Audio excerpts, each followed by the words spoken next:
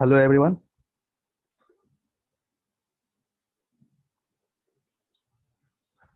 तो कल के क्लास में हम लोगों ने देखा कि एक कंडक्टर का रेजिस्टेंस किस तरह से टेम्परेचर पे डिपेंड करता है, राइट। अब कंडक्टर के लिए रेजिस्टेंस डिफाइंड है, राइट। मतलब कि रेजिस्टेंस का मतलब आप सभी जानते हैं। रेजिस्टेंस मतलब क्या होता है? किसी भी कंडक्टर या किसी भी मटेरियल का वो प्रॉपर्टी जिस प्रॉपर्टी की वजह से करंट के फ्लो को ऑब्स्ट्रक्शन मिलता है, ठीक है, दैट मीन्स रुकावट मिलता है, राइट। तो ये हम लोगों को पता चला। दो चीज के लिए हम लोग डिफाइन किए। एक तो कंडक्टर के लिए हम लोग देखे कि अगर टेम्परेचर बढ़ेगा तो रेजिस्टेंस बढ़ेगा। दूसरा सेमी कंडक्टर के लिए हम लोग देखे कि अगर आप टेम्परेचर को बढ़ाओगे तो रेजिस्टेंस घटता है, राइट। और एक और चीज हम लोग डिफाइन किए कि कुछ ऐसा एलॉयज हम लोग बना चुके हैं जो या जिनका रेजिस्टेंस टेम्परेचर पे डिपेंड नहीं करता, लाइक मैंगनीज, कॉन्स्टेंटेन, नाइक्रोम। ये सारा ऐसा एलॉय है जिनका रेजिस्टेंस टेम्परेचर पे डिपेंड नहीं करता है, ठीक है। क्लियर है? ये सारा बात डिस्कस हुआ था अब तक। तो आज के क्लास में हम लोगों को क्या पढ़ना है? हम लोगों को आज के क्लास में पढ़ना है कि एक रेजिस्टर क्या होता है, ठीक है। एक रेजिस्टर कितना टाइप का होता है, ठीक है। उसके बाद रेजिस्टर का रेजिस्टेंस को हम लोग किस तरह से देख सकते हैं कितना है। इसके लिए एक बहुत ही स्पेशल टेक्निक का यूज होता है।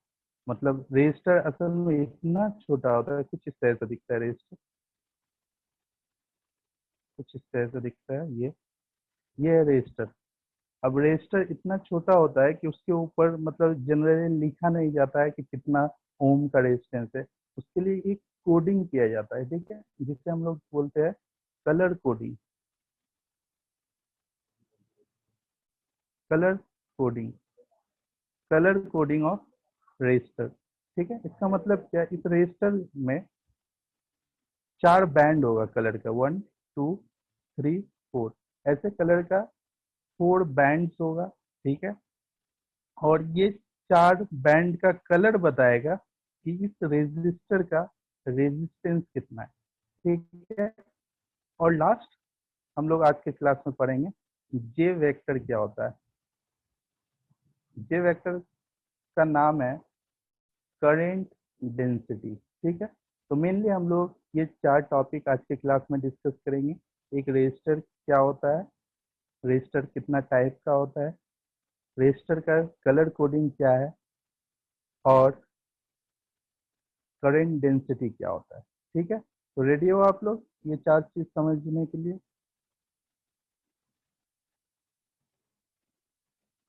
स्टार्ट करते हैं। Yes sir.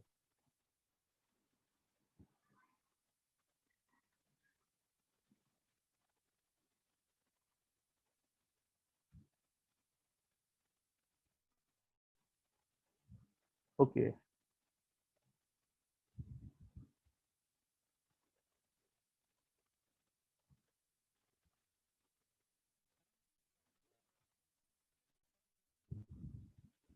तो सबसे पहले देखते हैं रजिस्टर क्या है, ठीक है।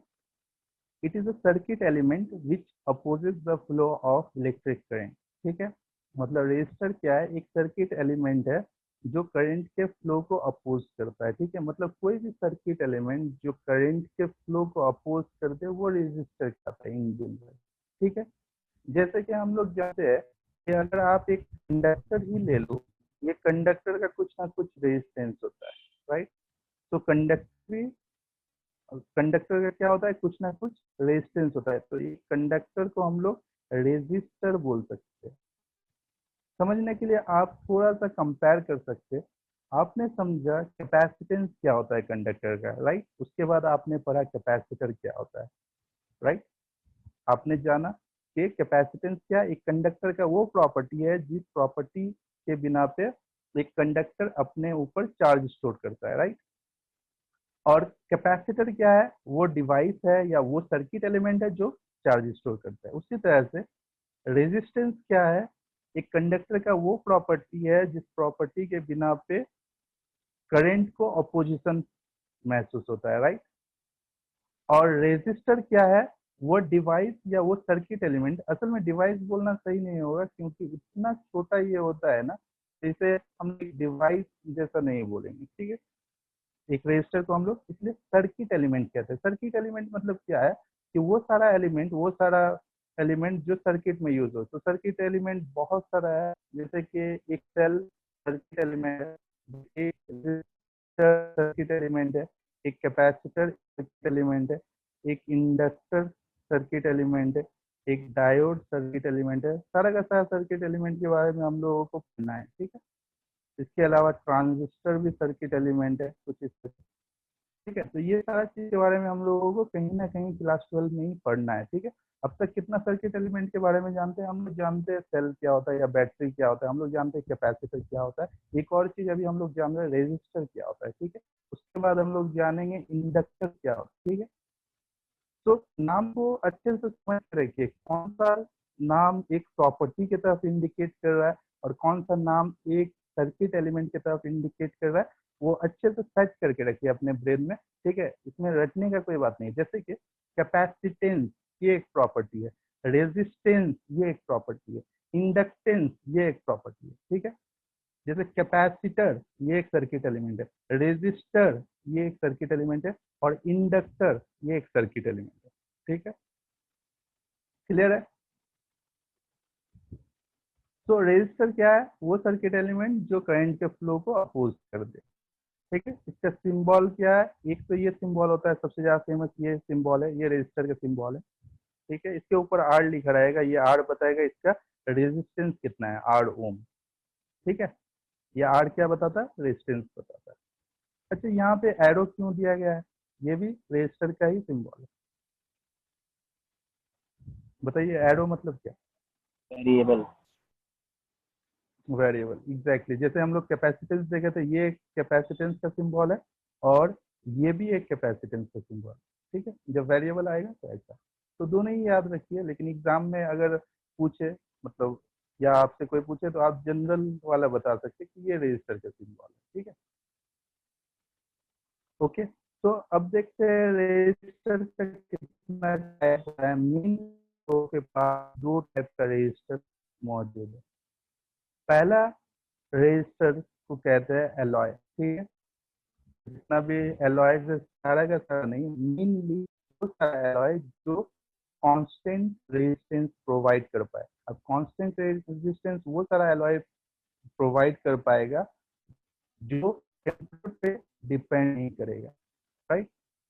जो टेम्परेचर पे, जिसका रेजिस्टेंस टेम्परेचर पे डिपेंड नहीं करेगा। तो आप ये पूछ सकते हैं कि सर टेम्परेचर पे डिपेंड नहीं करेगा तो हम कांस्टेंट ही रखें और दूसरा एलॉय भी अगर यूज कर ले तो बात बन जाती है। लेकिन बात नहीं बनेगी। रीजन है आप टेम्परेचर को फिक्स अगर कर भी दो तो आप कौन सा टेम्परेचर को फिक्स करोगे? आप रूम टेम्परेचर को फिक्स करोगे, राइट। लेकिन हम लोगों को पता है कि एक वायर जब करंट पास करता है तो क्या लगता है? गर्म होता है, राइट। मतलब वायर का टेम्परेचर बढ़ने लगेगा, ठीक है। इसका मतलब टेम्परेचर, वायर का टेम्परेचर आपके हाथ में नहीं है। इसलिए कुछ special as a razor use किया जाता है।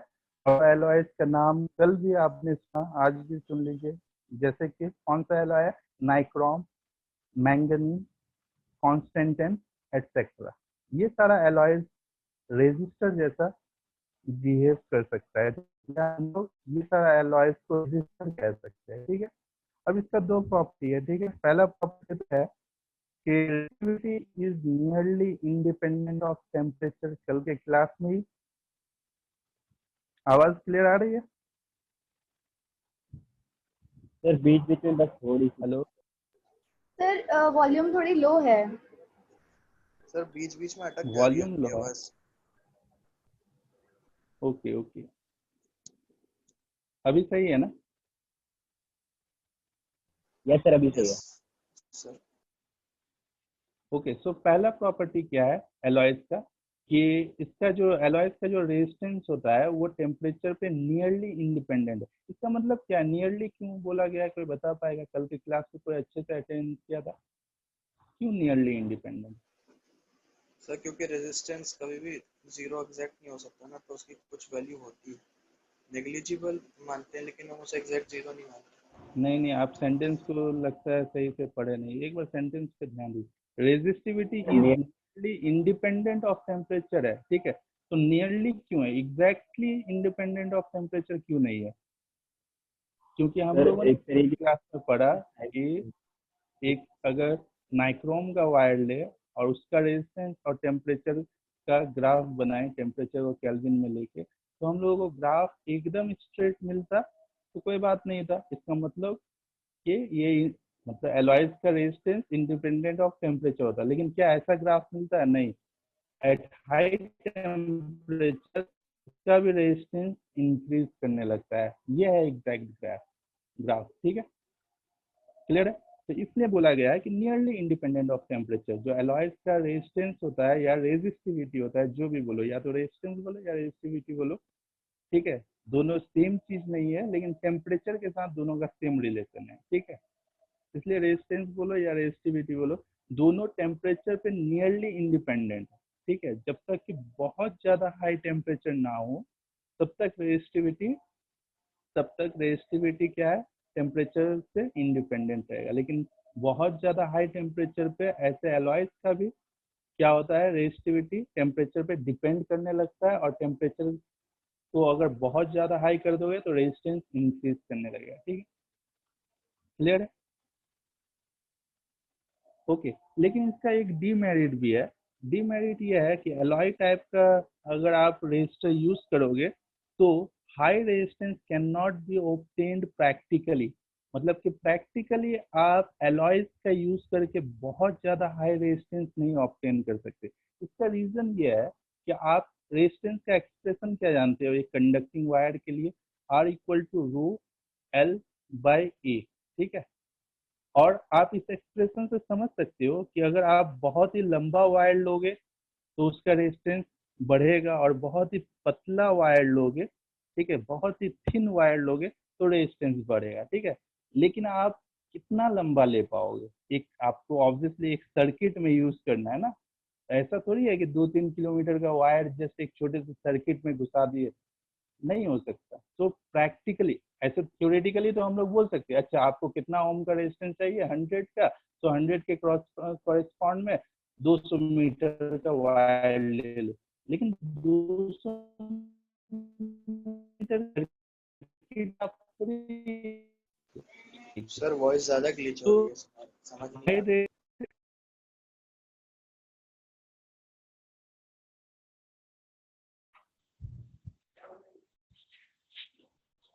एक सेकंड में नेटवर्क एरिया में आता हूँ। अब बताइए, क्लियर है? यस सर, फिलहाल तो ठीक है। ओके, अभी मेरा नेटवर्क फुल शो कर रहा है। एक्चुअली मेरे रूम पे नेटवर्क उतना नहीं आता, तो मुझे बाहर रोड से आना पड़ गया है आप लोगों की वजह से। ठीक है, ओके, देखते हैं। अब अगर करेगा तो बताइएगा, ठीक है?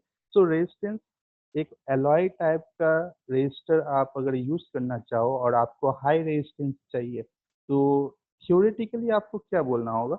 अच्छा, हाई रेजिस्टेंस चाहिए तो आपको लेंथ ज़्यादा लेना होगा, राइट? वायर का लेंथ ज़्यादा होना चाहिए और एरिया ऑफ क्रॉस सेक्शन कम होना चाहिए। मतलब वायर क्या होना चाहिए, थिक या थिन? खुद से सोचिए। रेजिस्टेंस आपको हाई चाहिए तो एरिया थिक होना चाहिए या थिन? ऑब्वियसली थिन होना चाहिए, ठीक है? लेकिन मान लिया कि एक जस्ट एक रफ वैल्यू ले रहे हैं कि मान लिया कि आपको 100 ओम का रेजिस्टेंस चाहिए, राइट? आपको 100 ओम का रेजिस्टेंस चाहिए, तो आपने देखा कि एल का वैल्यू क्या आ रहा है, एल का वैल्यू 200 मीटर आ रहा है। तो क्या एल का वैल्यू 200 आप एक सर्किट में यूज कर पाओगे? मतलब 200 मीटर लेंथ वाला वायर क्या आप एक सर्किट में यूज कर पाओगे? बताइए। No sir. एक बार रिपीट करिएगा, आपने क्या बोला था? मैंने कहा कि प्रैक्टिकली अगर आपको क्या करना है, प्रैक्टिकली आपको हाई रेजिस्टेंस चाहिए, ठीक है? अगर प्रैक्टिकली आपको हाई रेजिस्टेंस चाहिए तो आपको वायर का लेंथ क्या करना होगा, बढ़ाना होगा। तो लेट सपोज वायर का लेंथ 200 मीटर आपको मिल रहा है 100 ओम का रेजिस्टेंस के लिए, तो क्या आप कर पाओगे 200 मीटर लेंथ वाला वायर का यूज? तो प्रैक्टिकली ये नो चीज सर। मुश्किल हो जाता है। ठीक है, प्रैक्टिकली हम लोग जान पा रहे हैं कि एलॉयज टाइप रेजिस्टर का यूज हाई रेजिस्टेंस पाने के लिए यूज करना मुश्किल हो जाता है। ठीक है, प्रैक्टिकली। थ्योरेटिकली तो हम लोग जितना भी रेजिस्टेंस चाहिए उसके करस्पॉन्ड में हम लोग लेंथ और एरिया निकाल ही सकते हैं, राइट। लेकिन प्रैक्टिकली मुश्किल हो जाता है। ठीक है, इसलिए कॉन्सेप्ट आया सेकंड टाइप ऑफ रजिस्टर का, जिसका नाम है कार्बन रजिस्टर। ठीक है, और ये एग्जैक्टली अगर आपने देखा है तो बहुत अच्छा, लेकिन ये दिखता कैसा है ये देख लीजिए, ये कुछ इस तरह का दिखता है। ठीक है, आप कोई भी सर्किट खोल के देख लीजिए, उसमें ढेर सारा रजिस्टर होगा और इसमें 4 कलर होंगे, ऐसे ऐसे कलर बैंड होंगे, ये 4 कलर बैंड। और लास्ट वाला कलर बैंड या तो गोल्ड का होगा या सिल्वर का होगा, या हो सकता है कि कोई सा भी कलर ना हो। ठीक है, गोल्ड, सिल्वर या नो कलर हो। ठीक है, लेकिन ये 3 कलर कुछ भी हो सकता है, green, white, blue, black, brown. ठीक है, तो ये सारा कलर बैंड ही बताता है कि ये रेजिस्टर का रेजिस्टेंस कितना है। तो ये कार्बन रेजिस्टर देखने में ऐसा दिखता है। ठीक है, अगर आप कोई भी सर्किट आपको देखने का मौका मिले, मान लो आपके घर में कोई भी इलेक्ट्रॉनिक डिवाइस टूटा हुआ है, ठीक है, टीवी हो या डीवीडी प्लेयर हो या कुछ भी अगर टूटा हुआ है ना, तो एक बार उसके अंदर का मदरबोर्ड खोल के देखना, क्या आपको ऐसा कुछ दिख रहा है? ये होता है रेजिस्टर। और ये रेजिस्टर कौन सा रेजिस्टर है, एलॉयज टाइप या कार्बन टाइप? तो ये कार्बन टाइप रजिस्टर है। क्यों? क्योंकि एलॉय टाइप रजिस्टर को हम लोग सर्किट में प्रैक्टिकली यूज नहीं कर पाते, क्योंकि बहुत ज़्यादा हाई रेजिस्टेंस का वैल्यू हम लोगों को नहीं मिल पाता। तो इसलिए ये बेस्ट टाइप का रजिस्टर है जिसका यूज सर्किट में होता है। ठीक है, और अगर आप सही में एक मदरबोर्ड तक पहुंच गए तो आपको ब्लैक कलर का कुछ ये भी मिलेगा। ठीक है, ड्रम टाइप का। ठीक है, ऐसा 2 पिन निकला हुआ हो। ठीक है, पूरा ब्लैक होगा और ऊपर में सिल्वर होगा। अगर आप देख पाओगे, अगर ये चीज आपको दिखाई दे तो ये होता है कैपेसिटर। ठीक है, अगर मुझे मौका मिला, मुझे अगर मिल पाया कोई मदरबोर्ड या इलेक्ट्रॉनिक डिवाइस, तो मैं एक एक एलिमेंट को ला के अगर क्लास पर अगर हम लोग कर पाए, मतलब रियल क्लास जो होता है, तो मैं कोशिश करूँगा कि आपको रेजिस्टर दिखा दूँ, कैपेसिटर दिखा दूँ, इंडक्टर दिखा दूँ और डायोड दिखा दूँ। ये 4 एलिमेंट मैं कोशिश करूँगा आप लोगों के लिए लाने का। ठीक है, ताकि आप लोग जो चीज़ पढ़ रहे हो, जिस चीज़ के बारे में इतना ज़्यादा थ्योरेटिकल नॉलेज ले रहे हो, उसे एक बार रियल का देख पाओ कि अच्छा ये चीज़ है जिसके बारे में हम लोगों ने इतना पढ़ा। ठीक है, तो कार्बन रजिस्टर का कॉन्सेप्ट किस लिए आया? हाई रेजिस्टेंस के लिए, राइट। क्योंकि एलॉयज से हम लोगों को हाई रेजिस्टेंस पाना प्रैक्टिकली नामुमकिन था। ठीक है, बहुत मुश्किल था। तो कार्बन रेजिस्टेंस का पहला कैरेक्टरिस्टिक्स तो यही होना चाहिए, वेरी हाई रेजिस्टेंस होता है इसका। ठीक है, even 10 to the power 4, 10 to the power 5 ohm तक भी चला जाता है। ठीक है, बनाने पे है। और बना किसका होता है? सिंपली नाम ही है कार्बन रजिस्टर, कार्बन का बना हुआ है। यस रुस्तान अब्दुल्ला, पूछिए, पूछना है कुछ? हाँ सर। ओके, ठीक है। तो पहला तो इसका फायदा ये हुआ, प्लीज रेज द वॉल्यूम। मेरा तो वॉल्यूम फुल है और मेरा माइक्रोफोन एकदम मेरे मुंह के सामने है, तो इससे ज़्यादा तो आवाज़ नहीं आ सकती। आप एक काम कर सकते हैं, आप अपना वॉल्यूम एक बार चेक कर लीजिए, मे बी वो कम हो। ओके, दूसरा फायदा ये है कि वेरी स्मॉल साइज, मतलब कार्बन रजिस्टर का बहुत ही छोटा साइज होता है, 1 मिलीमीटर, 2 मिलीमीटर, 3 मिलीमीटर, बस इतना छोटा छोटा होता है, राइट। तो ये एक मदरबोर्ड में या किसी भी सर्किट में यूज करना काफी आसान। सोचिए, इतना हाई वैल्यू ऑफ रेजिस्टेंस मिलता है और साइज इतना कॉम्पैक्ट होता है, इतना छोटा साइज होता है, तो कितना फायदा है कार्बन रजिस्टर का। ठीक है, अब एक चीज तो ये है कि कार्बन रजिस्टर है, ठीक है, जैसे आपके एनसीईआरटी में बहुत गंदा टाइप से इस टाइप से कार्बन रजिस्टर को दिखाया गया और यहाँ पे 4 बैंड ऐसे दे दिए गए, लेकिन ऐसा नहीं दिखता है। ठीक है, सिलेंड्रिकल टाइप नहीं दिखता। उसका शेप कुछ इस तरह से होता है, ठीक है। तो आप मैं ये ड्रॉ करूंगा, लेकिन एनसीईआरटी में जो आपको सिलेंडर दिखाए थे आप कंफ्यूज मत होना, ठीक है। तो रियल का ऐसा दिखता है, ठीक है। तो इसमें 4 बैंड होता है। अब देखिए ये एक कार्बन रजिस्टर है और ये कार्बन रजिस्टर का रेजिस्टेंस कितना है ये मुझे पता करना है, ठीक है। तो इसमें कहीं भी लिखा नहीं रहेगा, जैसे कि अगर आप एक कैपेसिटेंस देखो या एक सेल देखो तो सेल पे मेंशन रहता है कि ये 5 वोल्ट का सेल है, ये 1.5 वोल्ट का सेल है, या ये 2 माइक्रोफैराड का कैपेसिटर है, ठीक है। सब कुछ मेंशन होता है, लेकिन ये कार्बन रजिस्टर पे रेजिस्टेंस डायरेक्टली मेंशन नहीं होता है। कार्बन रजिस्टर पे रेजिस्टेंस डायरेक्टली मेंशन नहीं होता कि ये 100 ओम का है या ये 500 ओम का है या 1000 ओम का है, ठीक है। ये डायरेक्टली मेंशन नहीं होता। रजिस्टर पे इंस्टेड क्या रहता है, कलर कोडिंग रहता है। मतलब ये दे देगा ये कलर क्या हो जाएगा, रेड हो जाएगा, ये कलर क्या हो जाएगा, येलो हो जाएगा, ये कलर क्या हो जाएगा, ब्लू हो जाएगा, और ये क्या हो जाएगा, ये गोल्ड। सो आपको ये कलर को देख के पहचानना होगा और इसका रेजिस्टेंस का वैल्यू पता करना होगा। तो उसके लिए आपको एक कोडिंग सीखना होगा जिसका नाम है कलर कोडिंग ऑफ रेजिस्टेंस। वो कोडिंग याद रखना बहुत ही आसान है। मैं आपको ट्रिक भी बताऊंगा कि किस तरह से आप याद रख के डायरेक्ट निकाल सकते हो, ठीक है।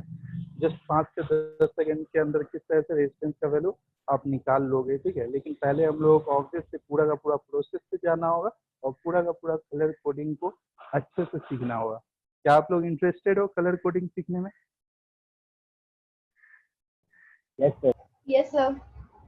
ओके। सो पहले तो ये जान लो, समझ में आया ना कलर कोडिंग क्यों जरूरी है? क्योंकि एक सेल में और एक कैपेसिटर में लिखा रहता है कि ये कितना वोल्ट का सेल है या ये कितना फैराड का कैपेसिटर है, लेकिन एक रजिस्टर में नहीं लिखा रहता है, ठीक है। उसमें क्या रहता है, कलर कोडिंग किया रहता है। तो अगर मैं आपको एक रजिस्टर ला के दूँ उसमें आपको 4 कलर बैंड मिलेगा, ठीक है। तो वो बैंड से छोटा सा कैलकुलेशन करके आपको निकालना होगा, अच्छा इसका मान लो 205 ओम का रेजिस्टेंस है ऐसा, ठीक है। तो वो जो है कलर कोडिंग वो हम लोग सीखते हैं, ठीक है। देखिए यहाँ पे लिखा हुआ है we use colour coding to write the value of resistance of carbon resistor, ठीक है। क्लियर है? स्टार्ट करें। सो देखिए colour coding of carbon resistor, ठीक है। कार्बन रजिस्टर का कलर कोडिंग क्या होता है, ठीक है। आपको ये इस टाइप का एक रजिस्टर दिखेगा और उसमें 4 बैंड दिखेंगे, ठीक है। 4 बैंड दिखेंगे एनसीईआरटी के तरह। एनसीईआरटी में ऐसे ड्रॉ किया हुआ है, ठीक है, लेकिन एग्जैक्ट ऐसे ही ड्रॉ होना चाहिए। तो 4 बैंड में पहला, दूसरा, तीसरा और चौथा, ये 4 बैंड है। पहला और दूसरा बैंड बताएगा नंबर्स को बताएगा, ठीक है। अब ये नंबर्स क्या बताएंगे, ये नंबर्स सिग्निफिकेंट फिगर को बताएंगे, ठीक है। इसका मतलब क्या है, सिंपली आपको वैल्यूज बताएगा, ठीक है। पहला और दूसरा नंबर क्या बताएगा, मतलब ये पहला बैंड का और दूसरा बैंड का जो नंबर है, पहला बैंड का और दूसरा बैंड का जो नंबर है वो बताएगा मैग्नीट्यूड, ठीक है। तीसरा बैंड बहुत ही इंपॉर्टेंट है, वो बताता है मल्टीप्लायर, ठीक है। तीसरा बैंड बताता है मल्टीप्लायर और चौथा बैंड बताता है टॉलरेंस। अब टॉलरेंस क्या होता है, टॉलरेंस होता है percentage variation in the given value. That means कि आप जो निकालोगे रेजिस्टेंस, ठीक है, कि ये रेजिस्टर का रेजिस्टेंस कितना है, रेजिस्टेंस में भी आपने निकाला 200 ओम, लेकिन इसमें कुछ ना कुछ एरर रहता है, ठीक है। सो ये लास्ट वाला बैंड बताता है एग्जैक्टली कि ये 200 ओम में मान लो 5% का प्लस माइनस 5% का एरर है, ठीक, कुछ इस तरह से। क्लियर है? आई बात समझ में? क्या ये 3 पॉइंट क्लियर है कि पहला और दूसरा बैंड नंबर को बताएगा, दैट मीन्स मैग्नीट्यूड बताएगा। तीसरा बैंड मल्टीप्लायर बताएगा, मतलब कि जैसे कि नंबर मिला 1 और 3, ठीक है। और तीसरा बैंड को देख के हम लोग मल्टीप्लायर लिखेंगे कि ये 10⁻³ है या 10⁻⁴ है या 10 कितना है, ठीक। मतलब कि मल्टीप्लायर है, ऑर्डर ऑफ मैग्नीट्यूड, ये मैग्नीट्यूड का ऑर्डर क्या है ये बताएगा, ठीक है। और चौथा बैंड बहुत ही इंपॉर्टेंट है, ये एरर को बताएगा कि इस पर कितना परसेंटेज का एरर है। तो ±5% हो सकता है, ±10% हो सकता है, और ±20% हो सकता है। अब तक जितना भी रेजिस्टेंस बना है, ठीक है, अब तक जितना भी रेजिस्टेंस बना है उनका मैक्सिमम टाइम एरर जो आता है वो 5% आएगा, 10% आएगा या 20% आएगा, ठीक है, इनके बीच में होगा, ठीक है। अब सब चीज को समझेंगे कैसे, ठीक है। तो उसके लिए मैं कुछ कलर का नाम लिख रहा हूँ, एक टेबल पूरा का पूरा आपके सामने दिखाई दे रहा है, ठीक है। और ये कलर्स को ध्यान से देखिए।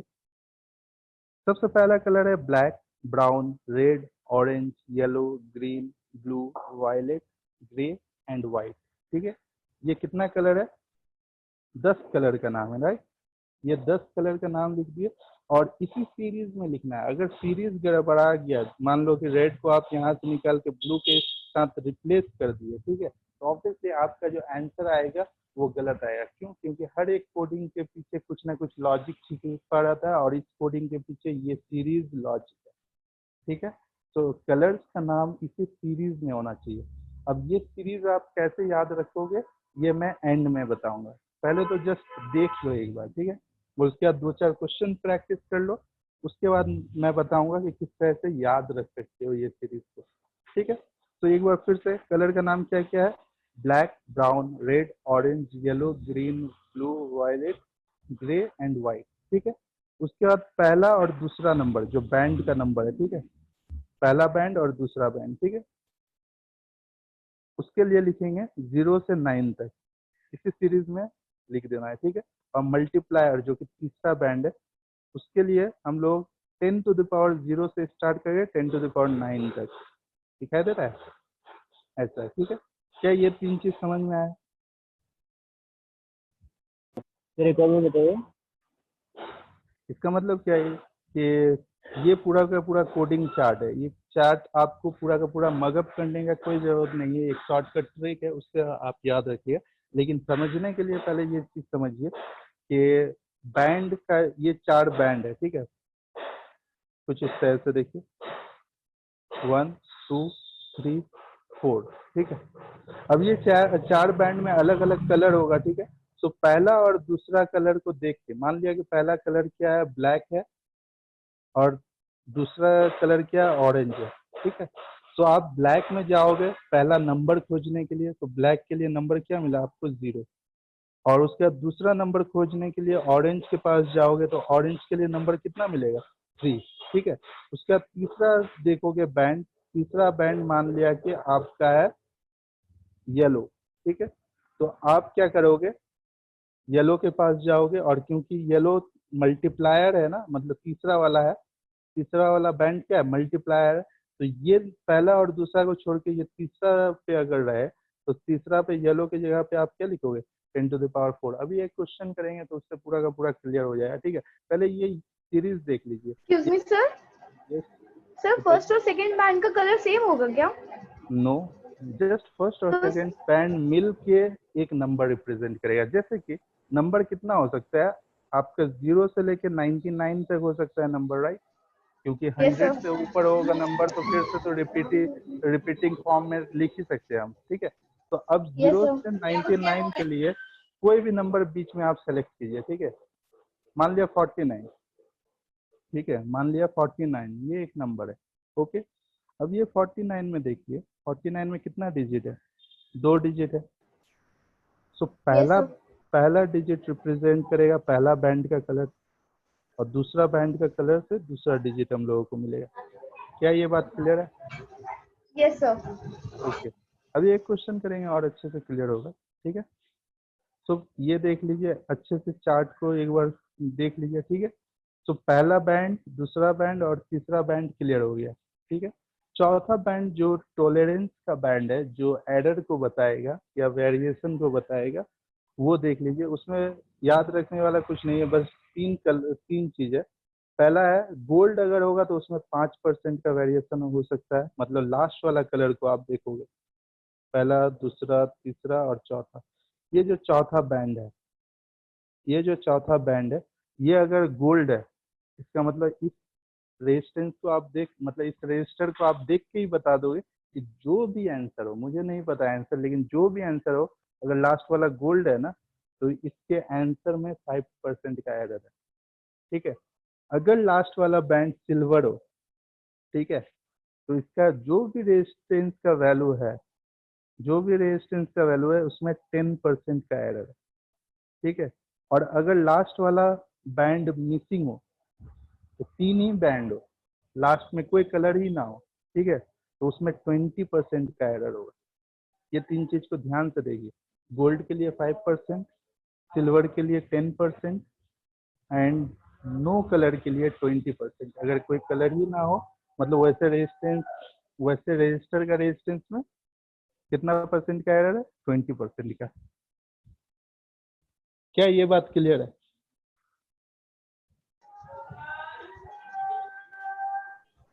एक क्वेश्चन करेंगे तभी आपको अच्छे से एक्सक्यूज मी समझ सर। में आएगा। यस, बताइए। सर नो कलर जो है उसमें वहाँ पे फोर्थ बैंड जो होगा वो बैंड होगा ही नहीं, या फिर उसका कोई कलर नहीं होगा? कलर नहीं है, मतलब कि एक रजिस्टर का जनरली आप देखोगे कि लाइट ब्राउन कलर का क्या होता है, रजिस्टर होता है, ठीक है। तो पहला मान लिया कि ब्लू है, दूसरा क्या है, ब्लैक है, और तीसरा क्या है, येलो है, और चौथा होगा ही नहीं, ठीक है। ओके, नो कलर मतलब मतलब 3 ही क्या? बैंड होंगे मतलब सिर्फ। बैंड ही नहीं दिखेगा, ये बैंड ही नहीं दिखेगा, जस्ट ये पूरा का। ओके, मतलब ओवरलैप कर जाएगा। ओके। Yes, okay. तो जब तक ये एक क्वेश्चन नहीं देखे ना, ये सही से क्लियर नहीं होगा, ठीक है। इसलिए एक क्वेश्चन जल्दी से देखते हैं, ठीक है। क्या आपको एग्जाम्पल प्रॉब्लम दिखाई दे रहा है? ये एक रजिस्टर है, आपके हाथ में दे दिया गया, आपने ऑब्जर्व किया कि पहला बैंड क्या है।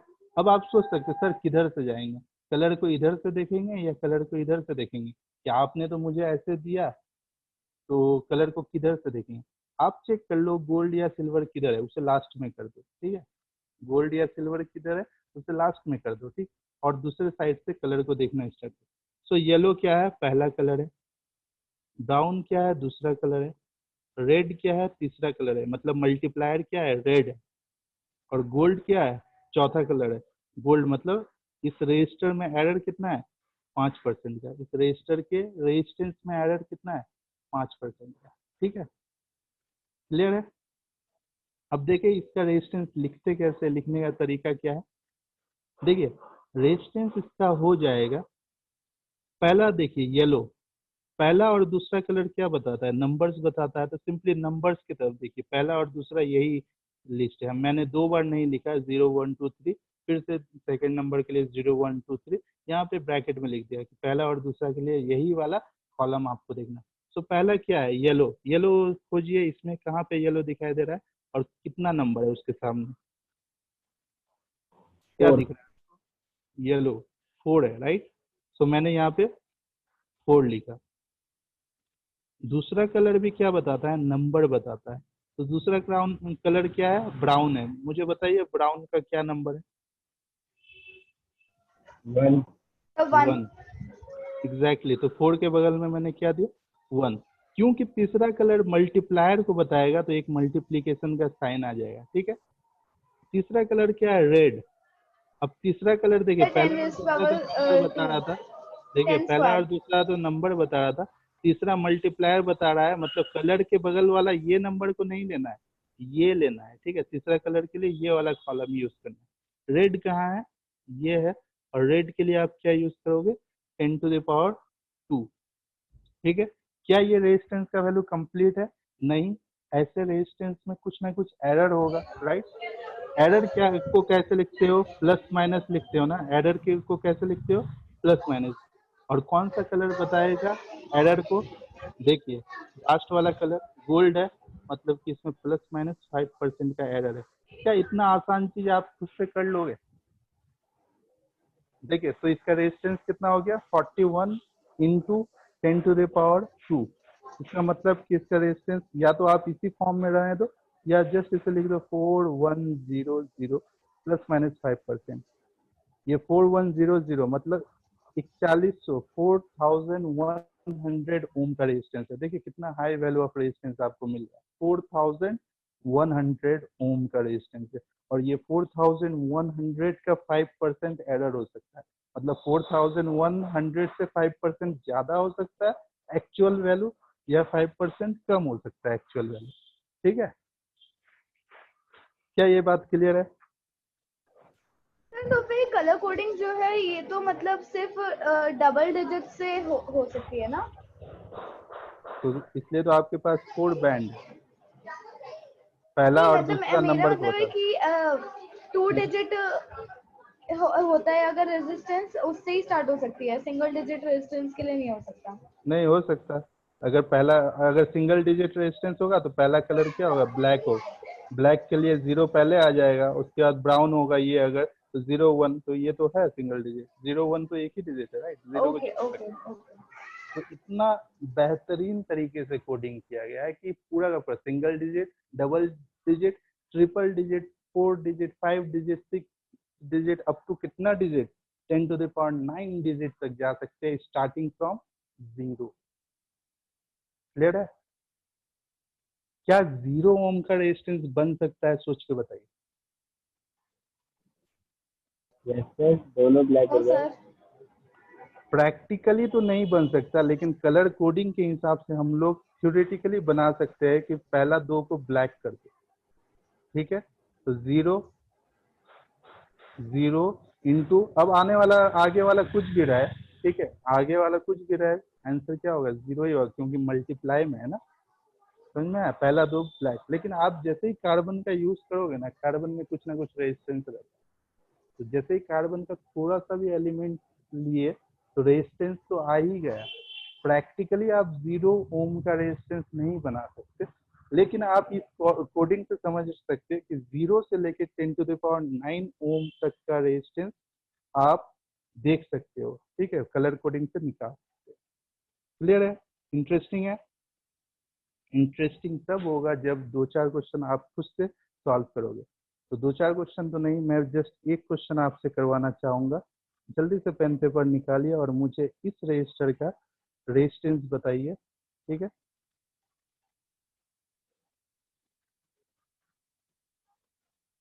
ओके। सो पहला कलर है ऑरेंज। ठीक है, मैं सिर्फ ओ लिख दूं, आप लोग पूरा लिख लोगे ना। पहला बैंड का कलर क्या है, ऑरेंज। आप फील कर सकते हैं कि आपके हाथ में रेजिस्टेंस आया, ऐसे तो मैं आपको कलर नहीं दिखा पा रहा, ठीक है, लेकिन आप सोच सकते हैं कि अच्छा ये ऑरेंज है। ठीक, दूसरा क्या है, वॉयलेट। ठीक है, तीसरा क्या है, ग्रीन, और चौथा क्या है, सिल्वर। आप मुझे बताइए इस रजिस्टर का रेजिस्टेंस कितना है। कोडिंग इस तरह से किया है। प्लस 10%। इतना फास्ट कैसे? देखा मतलब मतलब इजी है मेरे ख्याल से, तो यही है, इजी है ना। यस सर, हाँ easy है। बोर्ड के सिलेबस में, ठीक है, ये प्योरली बोर्ड का सवाल है, इससे कॉम्पिटिटिव एग्जाम में क्वेश्चंस नहीं आते। ठीक है, तो इजी है, राइट, कर लोगे, कोई सा भी कलर रहे, कैसा भी कोडिंग रहे, कर लोगे ना।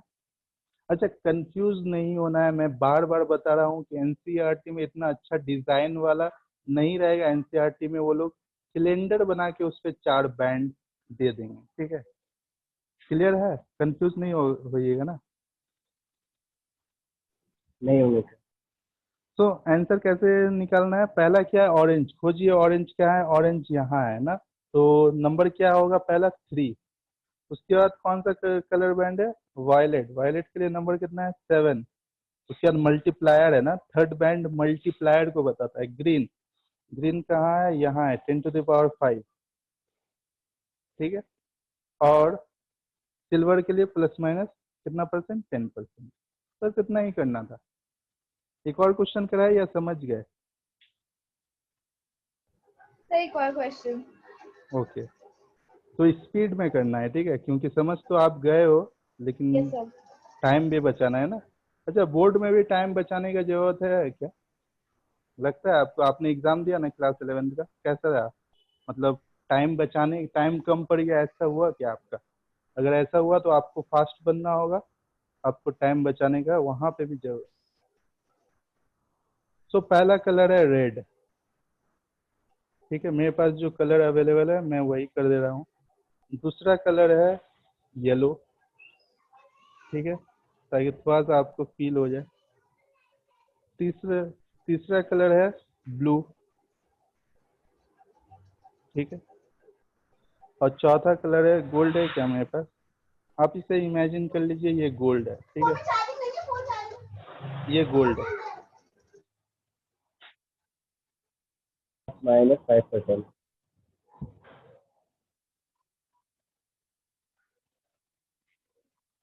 कर लोगे? यस सर, हो सभी गया। 4-5 स्टूडेंट का तो ऐसे भी सारा सवाल हो जाता है। मैं चाह रहा हूँ कि एटलीस्ट ये बोर्ड का टॉपिक है, सारे के सारे 30-32 जितने भी स्टूडेंट्स है, सारे के सारे स्टूडेंट्स का होना चाहिए। 4-5 स्टूडेंट का तो ऐसे भी कोई भी सवाल हो जाएगा। क्या ये टॉपिक समझने में किसी को भी प्रॉब्लम है? सर एक बार एक्सप्लेन कर दीजिए। ओके, मैं करता हूँ, एक बार आप ट्राई कर लीजिए। मैंने 2 क्वेश्चन एक्सप्लेन किया ना, सर इसका एक बार आप आंसर क्या ट्राई है? कर, मैं बताता हूँ अभी। पहले एक बार ओके सभी को ट्राई करने दीजिए। Okay sir. देखिए फिर से मैं बताऊँ, पहला और दूसरा बैंड ऑफ कलर बताएगा नंबर्स को। मतलब सिंपली आप पहला कॉलम में जाइए और जो नंबर दिखे वो नंबर को लिख लीजिए, पहला और कलर देख के। तीसरा कलर बैंड बहुत इंपॉर्टेंट है, ये बताता है मल्टीप्लायर, राइट। तीसरा मल्टीप्लायर को बताता है और चौथा कलर बैंड बताता है टॉलरेंस को। ये सब मुझे कैसे पता? ये एक कलर कोडिंग है, हर एक कोडिंग का कुछ ना कुछ लॉजिक्स होता है, कुछ ना कुछ टेक्निक्स होता है, ट्रिक्स होता है, ये सारा डिफाइंड है। क्लियर है? सर जो टॉलरेंस होगा वो 20% से ज्यादा नहीं होगा ना? नहीं नहीं, ओके। अब एक्चुअल में अगर होगा भी तो कलर कोडिंग में डिफाइन नहीं है। हम लोगों को जितना आता है उतना, उसके हिसाब से 20% ही लास्ट है। ओके, तो देखते हैं पहला कलर क्या है, रेड। दूसरा येलो, उसके बाद ब्लू, उसके बाद गोल्ड है। ठीक है, रेड येलो ब्लू। सो रेड के लिए आप कहाँ जाओगे? यहाँ देखिए, अमान अली, रेड के लिए 2 आप लिखे। रेड के लिए पहला कॉलम में जाइए, पहले कलर के लिए पहला कॉलम में जाइए, दूसरे कलर के लिए पहला कॉलम में जाइए, और तीसरे कलर के लिए फिर दूसरा कॉलम में जाइए। देखिए किस कलर के लिए किस कॉलम में जाना है, यहाँ पे रेड पेन से मैंने यहाँ मार्क कर दिया है। ठीक है, और बहुत आसान है समझना, थोड़ा सा आपको ब्रेन यूज करना ही होगा, क्योंकि फिजिक्स है, ज्योग्राफी है, हिस्ट्री नहीं है। इवन ज्योग्राफी में भी काफी ब्रेन लगता है, आपको अगर पता हो तो। सो पहला कलर क्या है? रेड। रेड के लिए मैंने 2 लिखा। उसके बाद दूसरा कलर क्या था? येलो। येलो के लिए मैंने जस्ट इसके बगल में 4 लिखा। तीसरा कलर क्या था? ब्लू था। तो ये मल्टीप्लायर है। ब्लू के लिए क्या लिखेंगे? 10⁻⁶, राइट। और कलर क्या था? गोल्ड था। गोल्ड के लिए हम लोग क्या लिखेंगे? ±5%।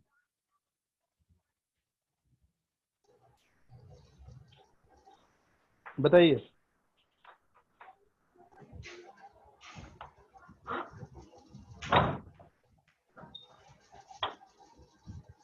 Excuse me sir. हाँ बताइए। सर अगर किसी भी किसी रजिस्टर की वैल्यू, रजिस्टर का रेजिस्टेंस जो है वो ऐसा है 246, तो उसे कैसे करेंगे? थर्ड डिजिट तो है ही नहीं, या फिर वो हम अच्छा, इन्हें अप्रोक्सीमेट 246। करा है? हाँ, ओके ओके, मैं बता रहा हूँ। तो इसका किस तरह से आएगा पता है?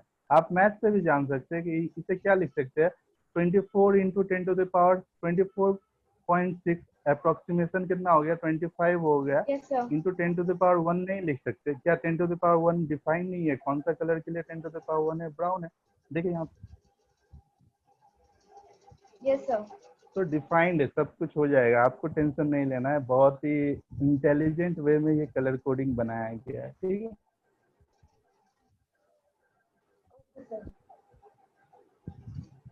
ठीक है। कोई कंफ्यूजन? अब क्या और क्वेश्चन कराने का जरूरत है या आगे बढ़े? आगे। आगे सर। ओके, तो इसे याद रखने के लिए हम लोगों के पास एक सेंटेंस है, आप ये सेंटेंस याद रखिएगा, काफी इंटरेस्टिंग सेंटेंस है। बीबी रॉय नाम सुने आप? आज के वास्ते आप इस आदमी को हमेशा याद रखोगे, बीबी रॉय, ठीक है। रॉय जनरली बंगाली लोग का टाइटल होता है, ठीक। तो Bibi Roy of Great Britain has very good wife, ठीक है। अब बीबी रॉय में आपको 2-3 चीज तो याद रखना होगा। ऐसे तो ये सेंटेंस याद हो जाएगा, BB Roy of Great Britain has very good wife, ठीक है।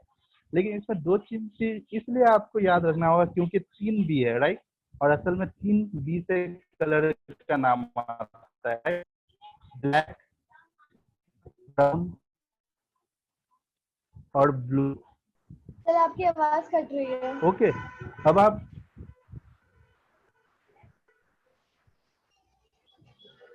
एक सेकंड,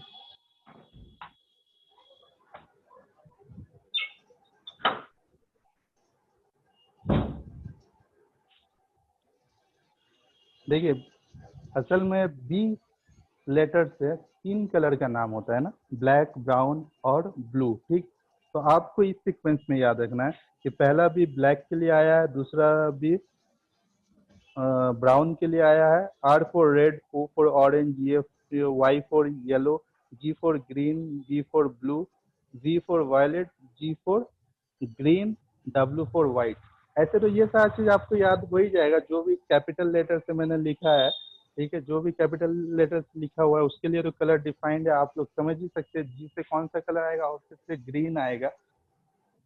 अच्छा, एक बार ग्रे भी है, जी के लिए भी आपको सोचना होगा, ठीक है। सो ये सेंटेंस आप लिख के क्या करोगे, जो भी कैपिटल लेटर वाला सब लेटर है उस पर ऐसे नंबरिंग कर दोगे, 0 1 2 3 4 5 6 7 8 9 ऐसे लिख देंगे, ठीक है। अब जब कलर देखेंगे तो मुझे ये चार्ट याद रखने का जरूरत नहीं है। कलर देख लिया, जैसे 1 2 3 4, ठीक है। ये कलर क्या है, ये कलर मान लो ब्लू है, और ये कलर मान लो येलो है, ये कलर ऑरेंज है, ठीक है। सो ब्लू के लिए हम लोग जानते हैं कि ये थर्ड बी है, ठीक है। तो पहला, दूसरा, तीसरा, ये पहला, दूसरा और यहाँ तीसरा भी यहाँ है, मतलब ब्लू के लिए यहाँ 6 लिखोगे, ठीक है।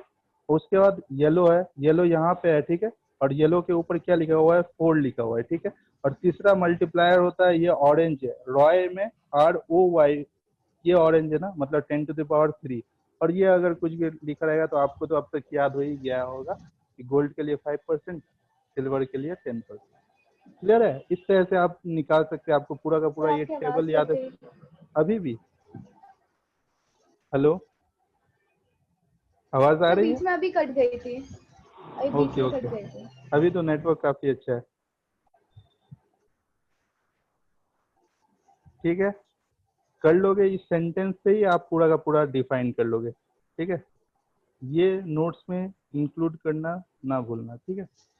और जो जो कैपिटल किया गया है, BBROYGBPGW, ठीक है, ये सब कलर को रिप्रेजेंट कर रहा है, ठीक है। और यहाँ पे 0 से 9 तक। अब ऑब्वियसली एग्जाम में एक जो मोस्ट ऑफ द स्टूडेंट गलती करेंगे, पता है क्या, कि वो नंबरिंग स्टार्ट करेंगे 1 2 3 4 5। सही में आप मैग्नेटिज्म और अल्टरनेटिंग करंट ये सब पढ़ने के बाद अगर फिर से कलर कोडिंग को अगर बिना रिवाइज के जब देखना चाहोगे ना, हो सकता है ये सेंटेंस आपको याद रहे। तो एक कंफ्यूजन हो ही सकता है कि सर ने 1 2 3 स्टार्ट किया था या 0 1 2 3, ठीक है। तो अक्सर ये कंफ्यूजन आता है स्टूडेंट्स, ठीक है, खास करके एग्जाम के टाइम। तो आप अच्छे से माइंड में सेट कर लीजिए, कलर का स्टार्टिंग किससे होगा, 0 से होगा। क्यों 0 से होगा, क्योंकि जस्ट अभी हम लोग स्टूडेंट्स के साथ डिस्कस करके जाने कि सिंगल डिजिट के लिए भी रेजिस्टेंस तो डिफाइन हो ही सकता है। ऐसा हो ही सकता है 0 1 इंटू 10⁻² या 10⁻1 या 10, राइट। सो ये पहला 0 भी हो सकता है ना, पहला डिजिट, इसलिए 0 से स्टार्ट होता है, 0 1 2 3। आई होप इतना क्लियर काफ़ी है कलर कोडिंग के लिए, ठीक है। ये एक एग्जाम्पल प्रॉब्लम है, इसके अलावा बहुत सारा प्रॉब्लम आप खुद से बना सकते हो, खुद से सॉल्व कर सकते हो, ठीक है। या एटलीस्ट एनसीईआरटी में जाओ, वहाँ पे 3 से 4 क्वेश्चन मिलेगा, वो 3-4 क्वेश्चन को सॉल्व कर लो, ठीक है। क्या कर लोगे ये टॉपिक कम से कम? इलेक्ट्रिसिटी का कुछ हो या ना हो, ये तो हो जाना चाहिए मेरे ख्याल से। बताइए। Yes sir. ओके, तो नेक्स्ट टॉपिक में चलते हैं। वो क्या है? Current density. ठीक है, जैसे कि हम लोग डिफाइन किए थे कि करंट एक स्केलर क्वांटिटी है। इलेक्ट्रिक करंट क्या है? एक स्केलर क्वांटिटी है, लेकिन इसका एक डायरेक्शन होता है। डायरेक्शन रहते हुए भी एक स्केलर क्वांटिटी क्यों है, हमने डिस्कस किया था। क्या किसी को याद है? सर वो पॉजिटिव टर्मिनल से फ्लो करता है। नो, करंट एक स्केलर क्वांटिटी क्यों है अब तक किसी को नहीं पता। फर्स्ट लेक्चर में हम लोग डिस्कस किए। एनीवन? करंट एक स्केलर क्वांटिटी क्यों है ऑल्दो इसके पास डायरेक्शन है? तो टेंसर क्वांटिटी होती है। टेंसर क्वांटिटी आपके सिलेबस में नहीं है, रीजन बताइए। वेक्टर क्वांटिटी क्यों नहीं है?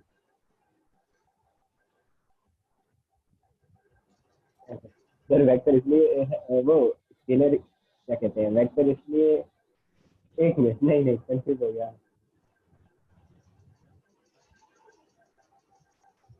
सर। फ्लो ऑफ इलेक्ट्रॉन्स जो होता है उसके अपोजिट में ये जो करंट होता है वो हमेशा सर क्योंकि वो वेक्टर लॉ ऑफ एडिशन ओबे नहीं करता है। एग्जैक्टली ये पॉइंट।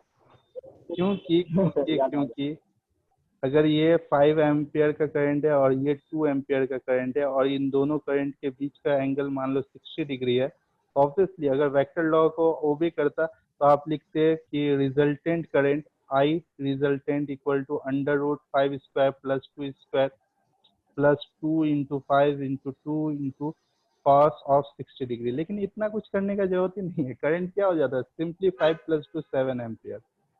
मतलब वेक्टर लॉ ऑफ एडिशन को फॉलो ही नहीं करता। ये 60 डिग्री हो या 90 डिग्री हो या 30 डिग्री हो या 15 डिग्री हो, जितना भी एंगल हो, इसको डायरेक्शन का, असल में डायरेक्शन है लेकिन डायरेक्शन का कोई इंपॉर्टेंस नहीं, कोई सिग्निफिकेंस ही नहीं है, क्योंकि वेक्टर लॉ ऑफ एडिशन में एक थीटा आता है, राइट, रिजल्टेंट के लिए, जो बताता है कि डायरेक्शन दोनों वेक्टर के बीच का डायरेक्शन क्या है, राइट। लेकिन ये थीटा का कोई इंपॉर्टेंस है ही नहीं, ये सिंपली 5 प्लस 2 7 हो जाता है। वेक्टर लॉ ऑफ एडिशन को अगर कोई फॉलो ही ना करे तो वो वेक्टर हो कैसे सकते? तो करंट एक स्केलर क्वांटिटी था, ये पता चला, ठीक है। लेकिन हम लोगों को मैग्नेटिज्म में एक ऐसा क्वांटिटी का जरूरत पड़ेगा, ऐसा एक वेक्टर क्वांटिटी का जरूरत पड़ेगा जिसका डायरेक्शन करंट के डायरेक्शन में हो, ठीक है। और वो क्वांटिटी क्या है? वो क्वांटिटी का नाम है करंट डेंसिटी। यहाँ पे हम लोग कॉन्सेप्ट सीख रहे हैं, इसका एप्लीकेशन हम लोग नेक्स्ट चैप्टर में सीखेंगे, ठीक है। तो मुझे वहाँ पे रिमाइंड ना कराना पड़े कि करंट डेंसिटी क्या था। ये जितना भी हम लोग टॉपिक पढ़ने वाले हैं अभी, ये चीज वहाँ पे फिर से रिमाइंड ना कराना पड़े, ठीक है। इसलिए अच्छे से यहाँ पे समझ के रखिए वहाँ पे किस तरह से हम लोग करंट डेंसिटी को अप्लाई करेंगे। इस चैप्टर में भी थोड़ा थोड़ा हम लोग पढ़ेंगे। जब ओम्स लॉ का वेक्टर फॉर्म देखेंगे तो हम लोग देखेंगे यहाँ करंट डेंसिटी वहाँ पे भी आ रहा है, लेकिन इसका मेन एप्लीकेशन मैग्नेटिज्म में, ठीक है। क्लियर है? तो करंट डेंसिटी क्या है? It is defined as the current flowing through a conductor per unit area of cross section, ठीक है। मतलब कि अगर एक कंडक्टर है जिसका area of cross section A है और इस कंडक्टर से आई अमाउंट का करंट फ्लो कर रहा है, तो आई बाई ई एक वेक्टर है होगा और जो क्या होगा? करंट डेंसिटी को बताएगा। सो एक वेक्टर इक्वल टू, मतलब करंट डेंसिटी क्या है? एक वेक्टर है जो क्या होता है? आई बाई ए होता है, करंट पर unit area of cross section होता है। करंट पर unit area of cross section होता है।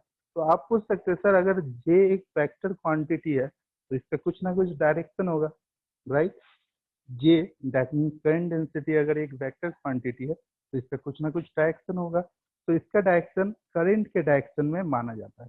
देखिए जे का डायरेक्शन क्या है? Direction same as direction of current. Clear है? मतलब कि जे वेक्टर का डायरेक्शन डायरेक्शन ऑफ करंट के इक्वल। याद रहेगा। अच्छा, जब मैग्नेटिज्म पढ़ाएंगे ना तो वहाँ पे आपको एग्जैक्टली ये भी समझ में आएगा कि ऐसा क्वांटिटी हम लोग इंट्रोड्यूस क्यों किए जानबूझ के, ठीक है। अभी के लिए तो जस्ट हम लोग एक फिजिकल क्वांटिटी पढ़, एक फिजिकल क्वांटिटी, ऐसा एक फिजिकल क्वांटिटी है करंट डेंसिटी जो करंट पर unit area of cross section होता है। मतलब कि I बाई ए होता है। ये क्या है? करंट डेंसिटी जे। ये एक वेक्टर क्वांटिटी है और जे का डायरेक्शन करंट के डायरेक्शन में होता है। क्लियर है? ए, क्या आप ए जानते हो? ए क्या है? अगर आप एरिया बोल रहे हो, ठीक है, ए अगर एरिया, ध्यान से देखिएगा, अगर ए एरिया है, ये वाला एरिया, तो इस एरिया के परपेंडिकुलर करंट फ्लो करना चाहिए ना। इस एरिया के परपेंडिकुलर करंट फ्लो करना चाहिए। ठीक है, मैं बता रहा हूँ क्योंकि जे के लिए एंगल मैटर करेगा, राइट। जे क्या है? Current density. करंट डेंसिटी को फाइंड आउट करने के लिए, क्योंकि करंट डेंसिटी एक वेक्टर क्वांटिटी है, एंगल मैटर करेगा। इसलिए अच्छे से समझ के रखिए, मैं जो डायरेक्शन बता रहा हूँ वो बहुत अच्छे से समझ के रखिए। मैं दो डायरेक्शन बताऊंगा। अगर आप इस एरिया ऑफ क्रॉस सेक्शन को सिंपली एरिया मान रहे हैं, ठीक है, तो कंडीशन ये है कि करंट का जो डायरेक्शन होगा वो एरिया से परपेंडिकुलर होना चाहिए। ठीक है, वो एरिया से परपेंडिकुलर होना चाहिए। लेकिन अगर आप इस क्रॉस सेक्शन को एरिया वेक्टर मान रहे हो, राइट, एरिया वेक्टर फिर से बताना होगा क्या? आप जानते हो एरिया वेक्टर क्या है? Yes sir.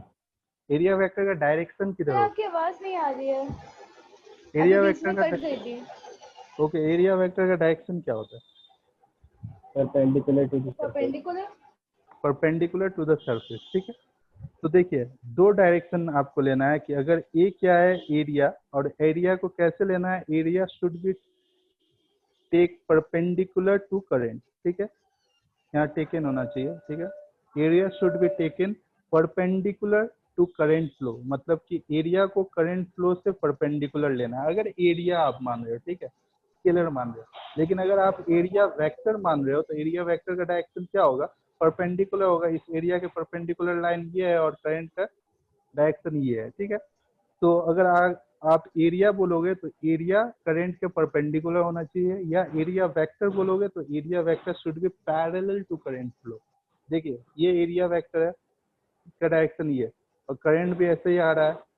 ठीक है, तो दोनों क्या है? पैरेलल है। मतलब करंट का डायरेक्शन और एरिया वेक्टर का डायरेक्शन आपको सेम लेना होगा। क्लियर है? और किसी जगह जैसे ये एग्जांपल आप देखिएगा तो आपका और अच्छे से क्लियर होगा कि अगर ये एरिया वेक्टर दिखाई दे रहा है, ये एरिया वेक्टर है, एरिया वेक्टर का डायरेक्शन ये है और करंट भी इसी डायरेक्शन में फ्लो कर रहा है, तो क्या एरिया और करंट सेम डायरेक्शन में है? हाँ, तो जे वेक्टर इक्वल टू होगा I by A, simply I by A. लेकिन अगर आप एरिया ये वाला लिए हो, ठीक है, ध्यान से देखिए, तो इसका डायरेक्शन क्या होगा? एरिया वेक्टर का ये होगा, राइट। एरिया वेक्टर का डायरेक्शन क्या होगा? ये कितना एंगल बना रहा है? मान लिया कि करंट का डायरेक्शन ये है, इससे थीटा एंगल पे बना रहा है। ठीक है, तो इस कंडीशन पे आप जे इक्वल टू आई बाई ए अगर लिख रहे हो तो आपका सही आंसर नहीं आएगा। इसका रीजन ये है कि जे इक्वल टू आई बाई ए में एरिया आपको ऐसा लेना है जो करंट, एरिया वेक्टर आपको वो वैल्यू लेना है जो करंट के पैरेलल हो। ठीक है, तो करंट के पैरेलल कौन सा होगा? ये अगर ए वेक्टर है तो इसका कौन सा कंपोनेंट इधर आएगा? सोच के बताइए। ए, ये अगर थीटा है तो थीटा के साथ वाला कंपोनेंट क्या होता है? Cos theta. और ये आई है, तो आपको एग्जैक्टली इस कंडीशन में क्या लिखना होगा? J equal to A by sorry I by A cos theta. Clear है? तो ये जनरल फॉर्मूला है कि अगर एरिया एक जनरल एंगल थीटा पे हो तो जे इक्वल टू क्या होगा? ध्यान से देखिए, जे इक्वल टू क्या होगा? I by A cos theta. So अगर आपको मिल गया J equal to I by A cos theta, तो यहाँ से आई का वैल्यू बता पाओगे आप? आई इक्वल टू क्या होगा?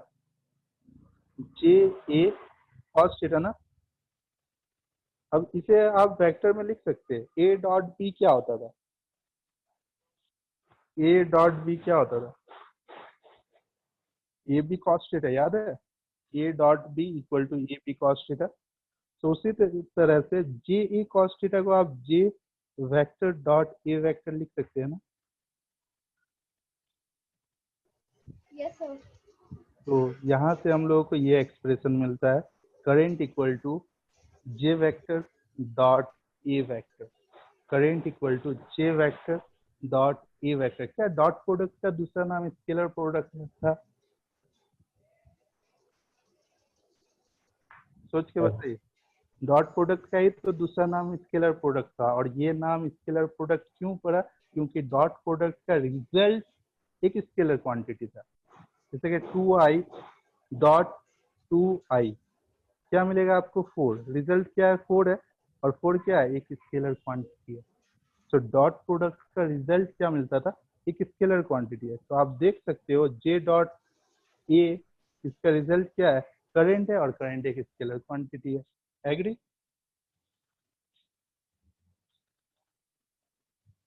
बताइए। Yes sir. क्लियर है ना? एक और एक्सप्रेशन हम लोग लेके आ सकते हैं, क्योंकि J equal to I by A होता है, और I इक्वल टू हम लोग डिराइव किए ड्रिफ्ट वेलोसिटी के फॉर्म में NEAV ड्रिफ्ट होता है। तो I के जगह में अगर ये पुट करेंगे तो ए कैंसिल हो जाएगा, और finally J equal to NEV drift होगा। ठीक है, NEV ड्रिफ्ट।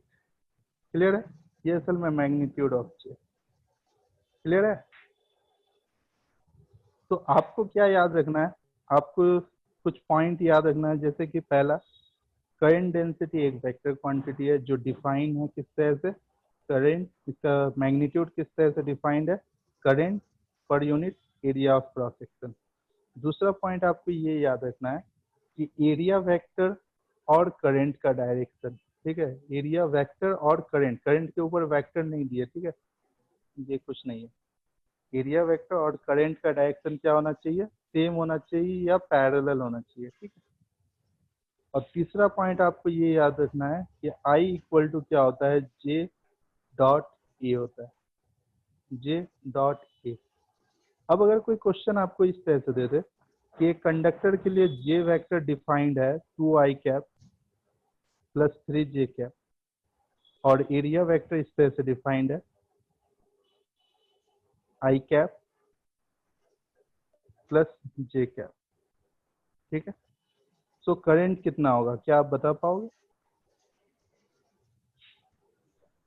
करंट हो जाएगा दोनों का डॉट प्रोडक्ट, करंट हो जाएगा J dot A. J dot A, class 11th में आपने डॉट प्रोडक्ट निकालना बहुत अच्छे से सीखा होगा। ठीक है, आई को आई के साथ डॉट करेंगे, जे को जे के साथ। आई डॉट आई 1 होता है, जे डॉट जे 1 होता है। तो 2 इंटू 1 2 हो गया, 3 इंटू 1 3 हो गया, 2 प्लस 3 5 एंटी। तो इस टाइप का भी क्वेश्चन आपसे बन जाना चाहिए। हो जाएगा ना? ओके, सो क्या करंट डेंसिटी आपको समझ में आया? करंट डेंसिटी क्या है? करंट पर unit area of cross section. अगर आप सिर्फ बोलते हो करंट पर यूनिट एरिया तो आप रॉन्ग हो। क्यों? क्योंकि कौन सा एरिया? कौन सा area? Area of cross section. ठीक है, area of cross section.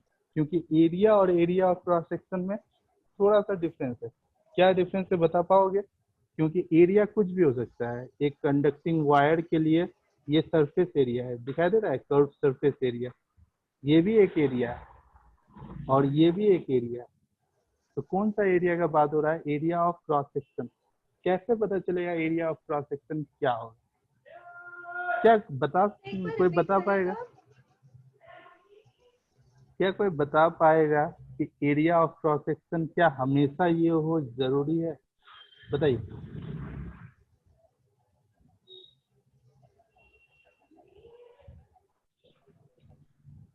Area of cross section का कॉन्सेप्ट मैंने सिखाया था आपको जब मैं बता रहा था R equal to rho L by A. कब L कब लेना है, कैसे लेना है, और A कैसे लेना है, मैंने आपको सिखाया।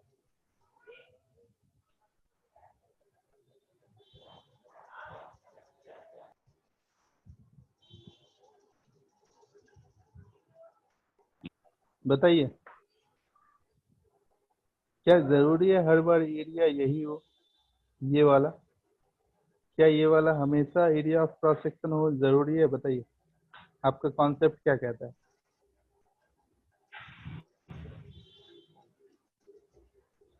मेरे ख्याल से area of cross section vary करता है, ये डिपेंड करता है करंट के डायरेक्शन पे। ठीक है, जैसे कि एक सिंपल सा मैं एग्जांपल दूं, अगर करंट का डायरेक्शन ये है, ध्यान से देखिए, अगर करंट का डायरेक्शन ये है तो करंट के डायरेक्शन के परपेंडिकुलर ये जो है ये होगा एरिया ऑफ क्रॉस सेक्शन, ठीक है। लेकिन अगर करंट का डायरेक्शन क्या है, ये है, ठीक है, करंट क्या कर रहा है, मान लिया कि ऐसे बाहर निकल रहा है,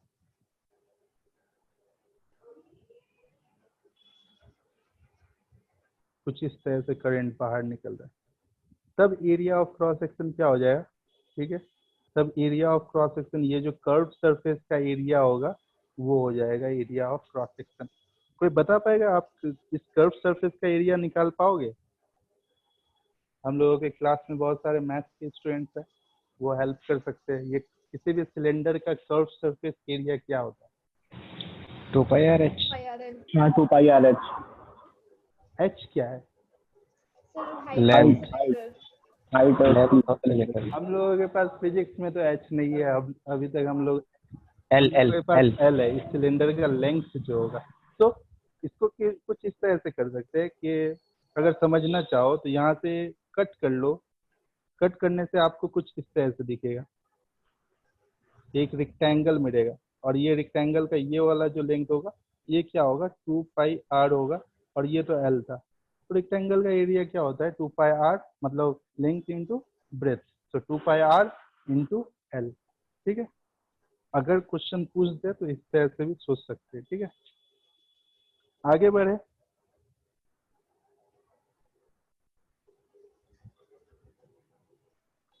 तो आगे बढ़ने में हम लोगों को दिख रहा है काफी वाइटल टॉपिक दिख रहा है, ओम्स लॉ, लेकिन हम लोगों के पास इतना टाइम नहीं है कि ये वाइटल टॉपिक यूज मतलब कर सके आज की क्लास में। कल के क्लास में अगर स्टार्ट करेंगे तो पूरा का टॉपिक को अच्छे से मजा लेके कवर कर सकते हैं। तो आज की क्लास में बाकी टाइम क्या करें, एक तो ऑप्शन ये है कि आप लोग अब तक इलेक्ट्रिसिटी में अगर कुछ डाउट है तो वो पूछ लो, ठीक है। दूसरा सजेशन ये है कि कुछ क्वेश्चंस कराया जाए, बताइए। सर क्वेश्चंस, और किसी को कुछ अगर डाउट पूछना है तो पूछ सकते हैं, अदरवाइज क्वेश्चंस तो है ही, क्वेश्चंस करके। तो कल के क्लास के लिए रेडी रहिएगा। ओम्स लॉ क्या है, एक्चुअल में ओम्स लॉ क्या होता है, V=IR ओम्स लॉ नहीं है, क्यों DC पांडे सर ने ये लिखा, ये सारी चीज हम लोग डिस्कस करेंगे, ठीक है।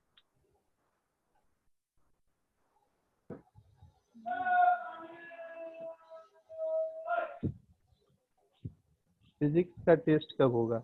मैंने आप लोगों से पूछा था कैपेसिटेंस खत्म हो गया, टेस्ट लिया जाए, आप लोगों ने कहा सर टाइम चाहिए, तो आप लोग टाइम ले रहे हो, जब आप लोग इन्फॉर्म कर दो हो जाएगा टेस्ट। कब तक टेस्ट देना है? अभी तक नहीं हुआ क्या कैपेसिटेंस रेडी आप लोगों का? अच्छा, सिर्फ कैपेसिटेंस नहीं है, इलेक्ट्रोस्टैटिक 2 है, that means electric potential and capacitance साथ में। बताइए टेस्ट लिया जाए क्या?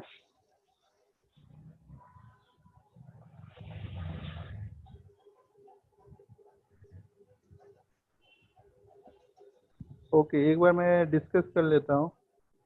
अधिवा फरत, नो सर, वाई नहीं पढ़ना है? ओके, तो क्वेश्चंस करते हैं। सबसे पहले तो क्वेश्चंस किस टॉपिक पे किया जाए ये सोचते हैं, ठीक है।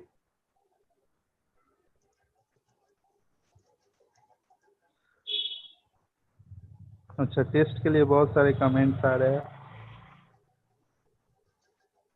ठीक है, आप लोग अपना टाइम लीजिए, अच्छे से पढ़ाई कीजिए, ठीक है। अब तक जो हम लोग स्टार्टिंग से पढ़े हैं, ठीक है, न्यूमेरिकल बनाने लायक फॉर्मूलाज क्या क्या पढ़े वो एक बार देखते हैं, ठीक है। तो सबसे पहला जो बेसिक फॉर्मूला था वो I = क्या था, चार्ज पर यूनिट टाइम, क्या यही था? इसके अलावा DI = dQ dt था। इसके अलावा Q = integration of I dt था। इसके अलावा q इक्वल टू क्या था, एरिया अंडर IT ग्राफ। तो इतना जस्ट पहला ही टॉपिक में से था। I equal to Q by T, इसी से सब आया है। D I equal to D Q by D T.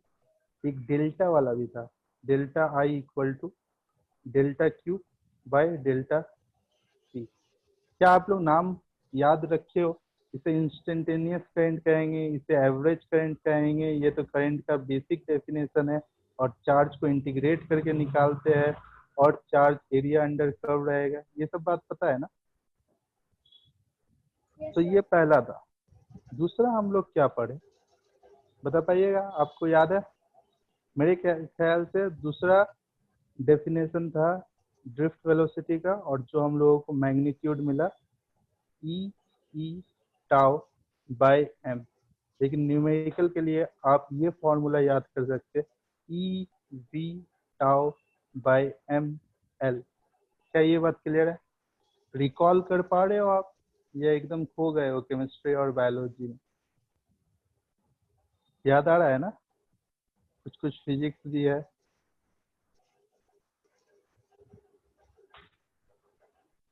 Okay, उसके बाद हम लोगों ने पढ़ा आई का कॉन्सेप्ट। आई इक्वल टू मतलब relation between current and drift velocity. ये क्या था? I equal to n e A v drift. ठीक है। उसके बाद हम लोगों ने क्या पढ़ा, एक बहुत बड़ा एक्सप्रेशन, कोई बता पाएगा? v इक्वल टू क्या था? एम एल बाय, इतना आसान M L by N E square A tau into I, right. और ये पूरा का पूरा टर्म कहलाता है आर। तो v equal to I R, exactly आप सही बोल रहे हैं। लेकिन r इक्वल टू क्या? M L by N E square A tau. ठीक है। और r इक्वल टू अगर मैं लिखूं M L by N E square tau. ठीक है। और यहाँ पे ए। तो ये टर्म हम लोगों ने पढ़ा, ये क्या था? रेजिस्टिविटी। रेजिस्टिविटी। तो यहाँ से एक नया फॉर्मूला मिला, resistivity equal to M by N E square tau. ठीक है। तो एक तरह से मैं फॉर्मूलाज रिवाइज करा दे रहा हूँ, ठीक है, ताकि आप क्वेश्चन कर पाओ। ठीक है, एक बार फॉर्मूलाज रिवाइज कर लीजिए। उसके बाद हम लोगों ने क्या पढ़ा, बताइए? उसके बाद हम लोगों ने पढ़ा कि थर्मल कोएफिशिएंट ऑफ रेजिस्टेंस क्या होता है। ये कुछ लोग इसे ना टेम्परेचर कोएफिशिएंट ऑफ रेजिस्टेंस बोलते हैं। ठीक है, अल्फा। तो अल्फा को किस तरह से डिफाइन किया गया? अल्फा क्या है? फ्रैक्शनल चेंज इन रेजिस्टेंस पर डिग्री चेंज इन टेम्परेचर। ये है एग्जैक्ट डेफिनेशन ऑफ अल्फा। क्या याद आ रहा है?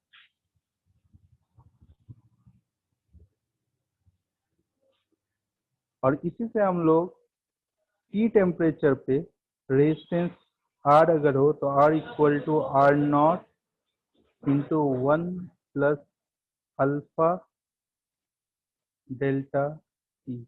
ये फॉर्मूला ड्राइव किया। क्या ये फॉर्मूला भी याद आ रहा है? ये फॉर्मूला भी याद आ रहा है ना? Yes sir. उसके बाद हम लोग क्या पढ़े?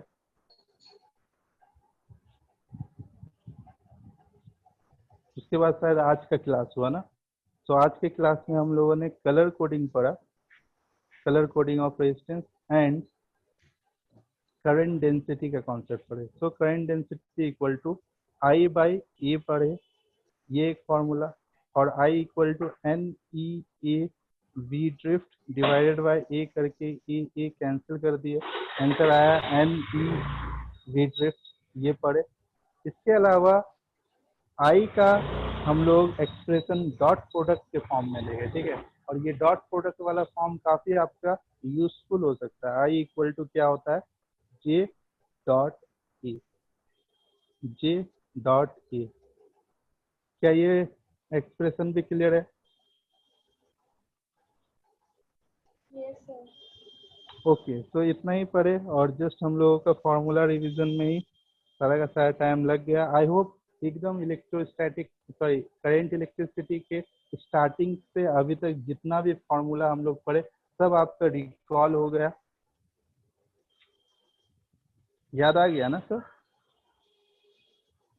एक काम करना, आप नोट्स खोलना, एक बार रिवीजन करके क्वेश्चंस करना स्टार्ट करो, ठीक है? जितना टॉपिक अब तक पढ़ चुके हैं उन टॉपिक से सवाल करना स्टार्ट करो।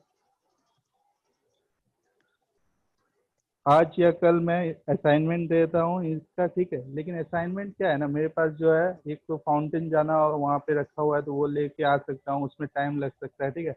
लेकिन मेरे पास अभी जो असाइनमेंट है उसका सॉल्यूशन भी उस पर दिया हुआ है, ठीक है? तो आप एक काम करो, इलेक्ट्रिसिटी का मैंने असाइनमेंट ऑलरेडी अमन सर को दे रखा है, ठीक है? और शायद अब तक अपलोड भी हो गया होगा। आप लोग जाइए, ठीक है? जो भी गूगल ड्राइव का आपके जो भी गूगल ड्राइव का लिंक है आप लोग उस लिंक पे जाइए और असाइनमेंट डाउनलोड कर लीजिए। लेकिन उस असाइनमेंट में अलग अलग टाइप का क्वेश्चन आपको मिलेगा। सीबीएसई के प्रीवियस ईयर का क्वेश्चन मिलेगा, जेई मेंस का क्वेश्चन मिलेगा और नीट का और उससे पहले जो AIPMT का एग्जाम होता था उसके क्वेश्चन आपको मिलेगा। सभी का सॉल्यूशन भी दिया हुआ है, लेकिन आप सॉल्यूशन पहले मत देखिएगा, आप सिर्फ क्वेश्चन देखिए, क्वेश्चंस को खुद से प्रैक्टिस कीजिए। अगर ना बने तो एक बार सॉल्यूशन देख सकते हैं, ठीक है? क्लियर है? तो आज के लिए इतना ही, थैंक यू।